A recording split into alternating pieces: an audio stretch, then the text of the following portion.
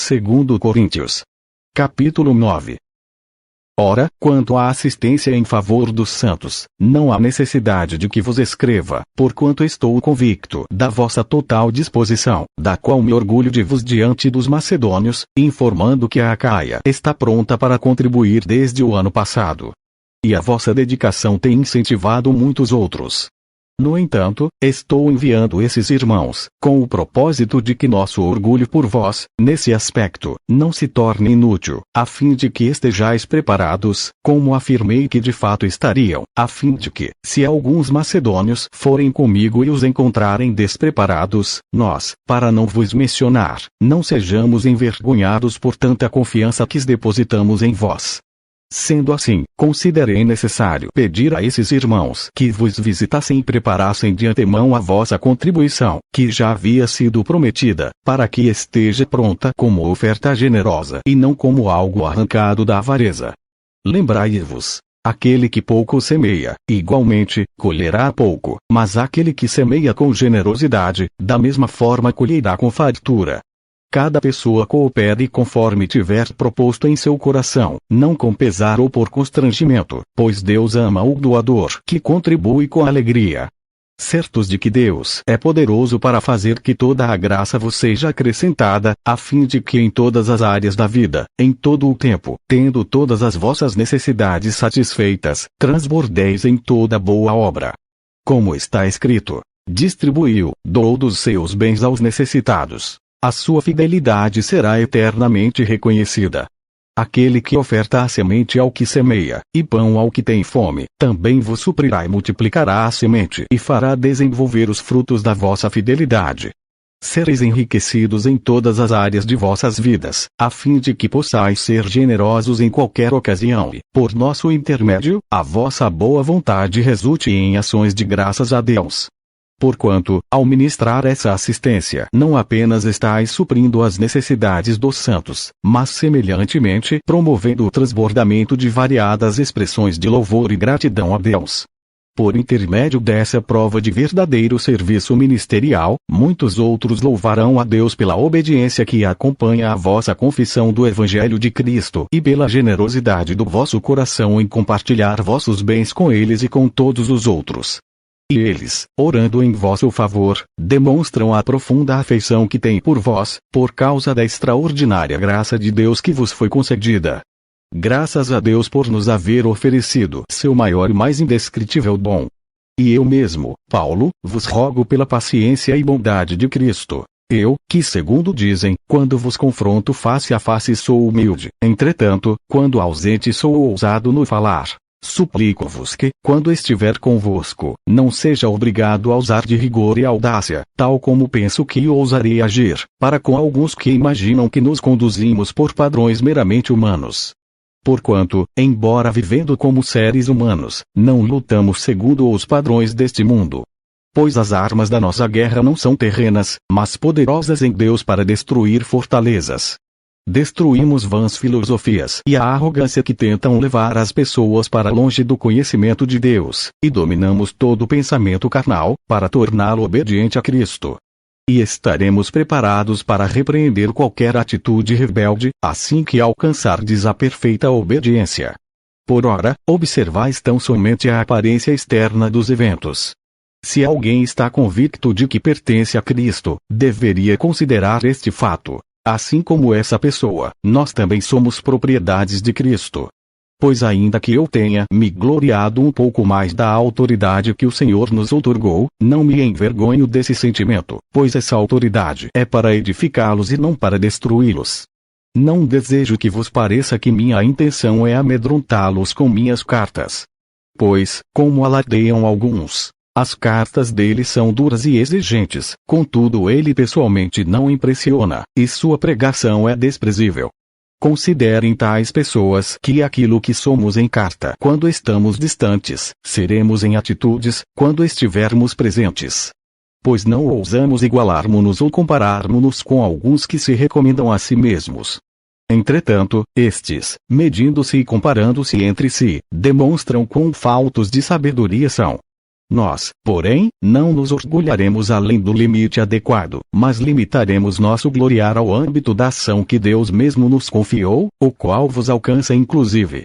Com certeza, não estamos indo longe demais em nosso orgulho, como seria se não tivéssemos chegado até vós, porquanto vos alcançamos com o Evangelho de Cristo. E da mesma forma, não caminharemos além de nossos limites, orgulhando-nos de trabalhos que outros realizaram. Pelo contrário, nossa esperança é que, à medida que for desenvolvendo a fé que habita em vós, semelhantemente o nosso ministério se estabeleça ainda em vosso meio, para que assim nos seja possível pregar o Evangelho nas regiões que estão além de vós, sem nos vangloriarmos em campo de atuação de outro. Apesar de tudo, quem se gloriar, glorie-se no Senhor, porquanto, quem se vangloria não será aprovado, mas sim aquele a quem o Senhor recomenda. Cuidado com a lábia do diabo, quisera eu me suportasseis ainda um pouco mais na minha loucura.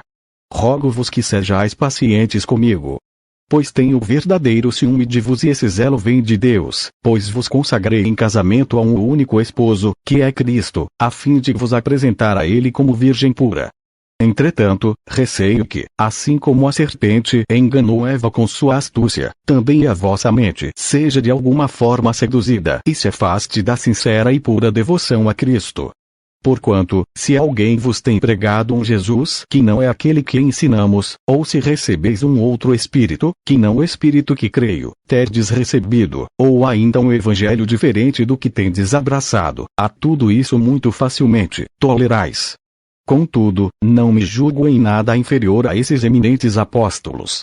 Pois, ainda que não use de eloquente oratória, no entanto, não me falta conhecimento. Em verdade, nós vos temos demonstrado isso em todo tipo de situação. Será que cometi algum pecado ao humilhar-me com o propósito de vos exaltar, pois vos preguei gratuitamente o Evangelho de Deus? Para vos servir, despojei outras igrejas de seus recursos, recebendo delas sustento financeiro. Mas, quando estava presente convosco, e passei necessidade financeira, não me permiti ser pesado a ninguém, pois quando os irmãos vieram da Macedônia, supriram toda a minha necessidade. Em tudo evitei ser um peso para vós, e assim continuarei a caminhar. Tão certo como a verdade de Cristo está em mim, absolutamente ninguém na região da Acaia poderá privar-me dessa glória. Por quê? Será porque não vos tenho dedicado amor fraternal? Ora, Deus sabe que vos amo. O que faço, e seguirei fazendo, tem o objetivo de não dar oportunidade aos que procuram ocasiões de serem considerados iguais a nós nas obras de que se orgulham. Porquanto, tais homens são falsos apóstolos, obreiros desonestos, fingindo-se apóstolos de Cristo. E essa atitude não é de admirar, pois o próprio Satanás se disfarça de anjo de luz. Portanto, não é surpresa alguma que seus serviçais finjam que são servos da justiça. O fim dessas pessoas será de acordo com o que as suas ações merecem. Afirmo, uma vez mais, que ninguém me considere louco. Mas, se assim pensais, recebei-me como quem acolhe a um fraco de juízo, pois assim, ao menos, terei algo de que me orgulhar. Ao declarar esse orgulho, não estou fazendo segundo o Senhor, mas como quem perdeu a sensatez. Considerando que há muitos que se orgulham de acordo com padrões mundanos, ora, eu de igual modo posso me orgulhar. Assim, vos que só estão lúcidos, certamente sabeis acolher os desequilibrados. Porquanto, de fato, acolheis até quem vos escraviza ou vos explora, ou aqueles que sobre vos se exaltam, e até mesmo suportais quem vos esbofeteia. Para minha vergonha, devo admitir que fomos fracos. Todavia, naquilo em que todos os outros se atrevem a orgulhar-se, falando como louco, também eu me atrevo. Ora, são eles hebreus. Eu também sou. São israelitas. Eu também sou. São descendentes da Abraão. Eu também sou. São servos de Cristo. Eu ainda mais, me expresso como se estivesse enlouquecido, pois trabalhei muito mais, fui encarcerado mais vezes, fui açoitado mais severamente em perigo de morte várias vezes. 5 vezes, recebi dos judeus 39 açoites. 3 vezes fui espancado com varas, 1 vez fui apedrejado, 3 vezes sofri naufrágio, passei um dia e uma noite exposto à fúria do mar. muitas vezes, passei por perigos em viagens, perigos em rios, perigos entre assaltantes, perigos entre meus próprios compatriotas, perigos entre os gentios, perigos na cidade, perigos no deserto, perigos no mar, perigos entre falsos irmãos. Trabalhei arduamente. Por diversas vezes, fiquei sem dormir, passei fome e sede, e, muitas vezes atravessei longos períodos em jejum. Suportei frio e nudez. Além de tudo isso, pesa diariamente sobre mim a responsabilidade que tenho para com todas as igrejas. Ora, quem se enfraquece, que eu semelhantemente não me sinta enfraquecido? Quem se escandaliza, que eu de igual forma não fique indignado? Se, portanto, devo me orgulhar, então que seja nas atitudes que revelam minha própria fraqueza. O Deus e Pai do Senhor Jesus, que é bendito por toda a eternidade, sabe que não estou falseando a verdade. Em Damasco, o governador da cidade, sob a autoridade do rei Aretas, vigiava a cidade dos damascenos com firme propósito de prender-me. Todavia, através de uma janela, desceram-me muralha abaixo dentro de um cesto. E assim, fui livrado das mãos dele.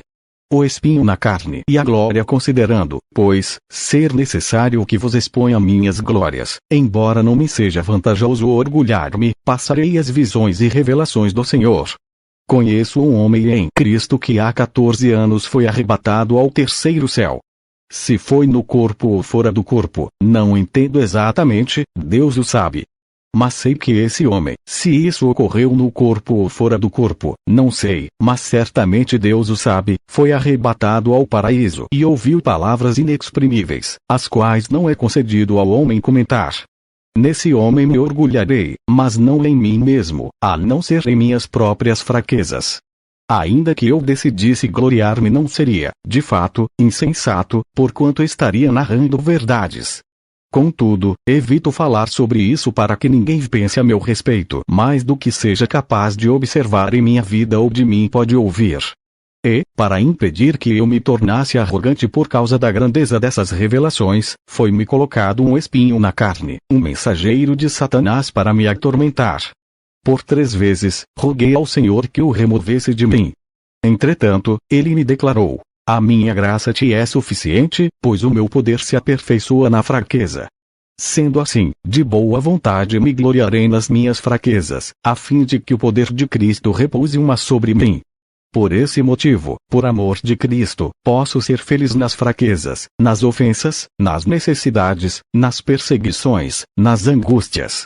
Porquanto, quando estou enfraquecido é que sou forte. Tornei-me insensato porque vos me obrigastes a isso.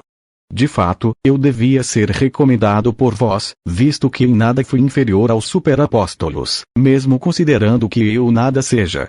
Os sinais distintivos de um apóstolo foram demonstrados entre vos com grande perseverança, por meio de obras extraordinárias, maravilhas e milagres.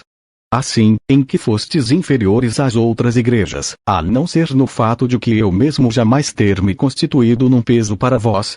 Perdoai-me por esta ofensa. Eis que, pela 3ª vez, estou preparado para partir ao vosso encontro, e não vos serei pesado, pois não vou em busca de vossos bens, mas procuro a vos mesmos. Porquanto, não são os filhos que devem poupar seus bens para os pais, mas sim os pais para os filhos. Desta forma, de boa vontade e por amor de vós, investirei tudo o que possuo e também me desgastarei pessoalmente em vosso favor. Assim, visto que os amo tanto, serei menos amado por vós. Seja como for, não tenho sido um peso sobre vós. No entanto, como sou ardiloso, vos conquistei com astúcia. Ora, será possível que eu vos tenha explorado por meio de algum missionário que vos enviei? Eu mesmo orientei a Tito para que vos visitasse, acompanhado de outro irmão. Porventura Tito vos explorou? Não ministramos nós pelo mesmo Espírito? Não seguimos juntos o mesmo caminho? Pensais que durante todo esse tempo estamos tentando nos defender diante de vós? Ora, é diante de Deus que apresentamos nossa defesa em Cristo, e todas as nossas atitudes, amados irmãos, têm o propósito de vos fortalecer. Porquanto, temo que, ao visitá-los, não os veja como eu gostaria, e que vos também não me encontrem como esperavam. Receio que haja entre vos brigas, invejas, ódio, ambições egoístas, calúnias, mexéricos, arrogância e muita confusão. Temo ainda de que, quando estiver convosco outra vez, o meu Deus me humilhe diante de vós, e que eu lamente por muitos dos que pecaram anteriormente e que ainda não chegaram à conclusão que precisam se arrepender da impureza, das relações sexuais ilícitas e da devassidão moral que viviam praticando. Exercer a autocrítica cristã.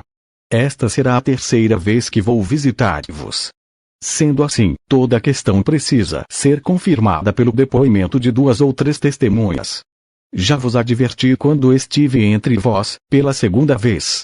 Agora, estando ausente, volto a dizer aos que anteriormente pecaram e a todos os demais que, quando retornar, com certeza não os pouparei, visto que estáis exigindo que apresente uma prova de que Cristo fala por meu intermédio. Ele não é fraco ao lidar convosco, mas sim, poderoso entre vós. Porque, apesar de haver sido crucificado em fraqueza, ele vive, e isso pelo poder de Deus. Semelhantemente, somos fracos nele, mas, pelo poder de Deus, viveremos com ele para vos servir. Examinai, portanto, a vós mesmos, a fim de verificar se estáis realmente na fé. Provai a vós mesmos. Ou não percebeis que Jesus Cristo está em vós? A não ser que já estejais reprovados. Mas tenho a esperança de que compreendais que nós não fomos reprovados. Agora, oramos a Deus para que não pratiqueis mal algum, não para que os outros observem que temos sido aprovados, mas para que façais o que é correto, embora pareça que tenhamos falhado. Porquanto, nada podemos fazer contra a verdade, mas somente a favor dela. Pois nos alegramos quando somos enfraquecidos, e vos sois fortalecidos. Rogamos por vosso aperfeiçoamento contínuo. Por esse motivo, escrevo estas palavras estando ausente, para que, quando eu estiver convosco pessoalmente, não necessite ser rigoroso no uso da autoridade que o Senhor me outorgou para edificá-los, e não para destruí-los. Sem mais, irmãos, despeço-me de vós. Procurai agir com maturidade, tende bom ânimo, encorajai-vos mutuamente, tende um só pensamento principal e vivei em harmonia. E o Deus de amor e paz estará convosco. Saudai-vos uns aos outros com um beijo santo. Todos os santos vos enviam saudações. A graça do Senhor Jesus Cristo, o amor de Deus e a comunhão do Espírito Santo sejam com todos vós.